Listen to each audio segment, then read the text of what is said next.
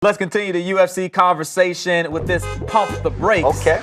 Donald "Cowboy" Cerrone has won all 4 of his fights since moving up to the lightweight division.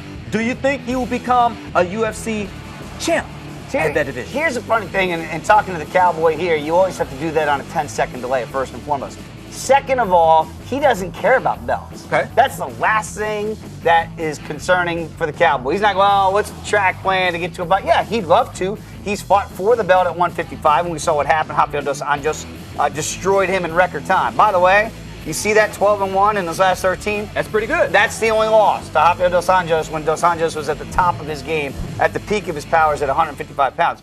He left the division, went up to 170, hasn't lost. And he's fought really good fighters at 170. Check him out. Undefeated at the weight class. So who's to say that if he doesn't keep winning at 170, he doesn't get a title shot either against the Wonder Boy or Tyron Woodley, right now the current champion. So it would make sense. And talk about a fan favorite. The Cowboy right now, he's on that short list of most popular fighters in all of the UFC. But it's so funny because just talking to him, he could care less about the belt. If it comes with it and he gets more money, go buy another beer, then he's cool with that. But if not? But if not, guess what? Give me somebody else to fight. You know what he loves to do? Fight.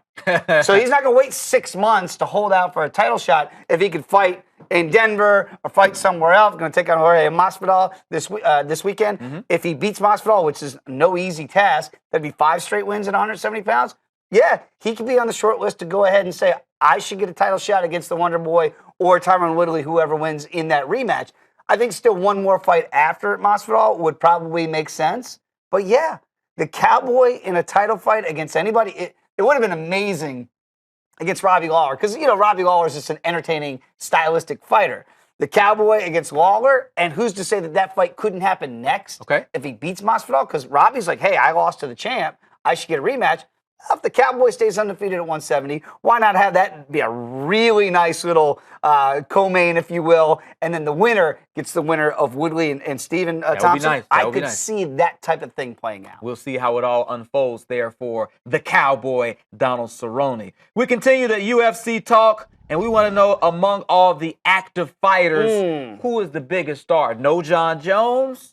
Rousey done for a minute. Conor McGregor taking time off. So who is the UFC going to lean on? You know, this is an interesting question, and I really had, normally names jump off the page, like the ones you mentioned. And I started to think, like, of all the current champions, great fighters, popular fighters, but not necessarily guys or women that just jump off and fly off the handle. Not real star power. No, like Robbie Lawler, if he was still champ at 170, I would have put him in that mix. We talked about the Cowboy. He's super popular in the UFC and among that fan base, the fighting, the hardcore fan base.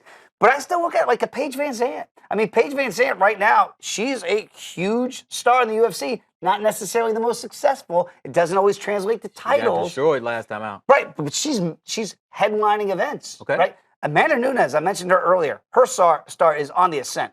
Huge. And right now, the Lioness could be arguably, in her mind, one of the more dominant champions in any weight class right now for her at 135. If she gets 2 belts at 145, she could be the queen of 2 of the 3 women's divisions. I mean, that's rather impressive. Joanna Jędrzejczyk, a great champion, but like worldwide, huge in Europe, big in the UFC, but not exactly that figure that the UFC is looking for right now to drive home pay-per-views.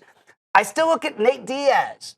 And you put Nate on any card right now, he's going to headline that card.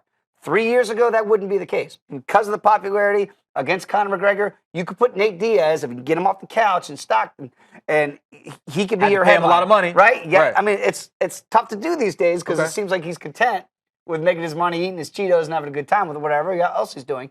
And just kind of riding off into the sunset. He'll come back and fight because he loves to fight.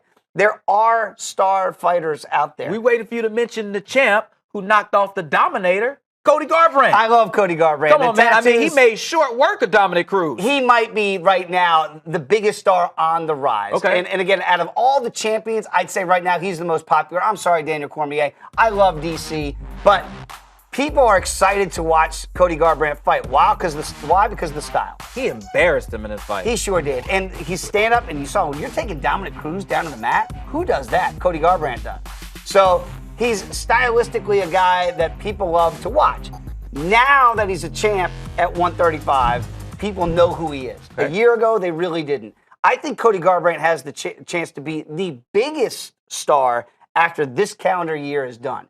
If he runs the table in 2017, and that's a big, big if he does, he'll be, as I called him when he came up, the American Conor McGregor. Okay. Because of the look. He doesn't talk like Conor. Nobody talks like Conor. But I can tell you this. If he's at 135 and he wipes out the division, which is a big but Dominic Cruz was the overwhelming champ at 135. And he made it look easy. And there wasn't a whole lot of competition.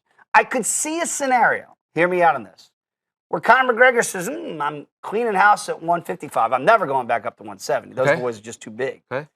Jose Aldo's there at 145, but I've already beaten him. Hey, Cody, you and your tattoos. Come on up.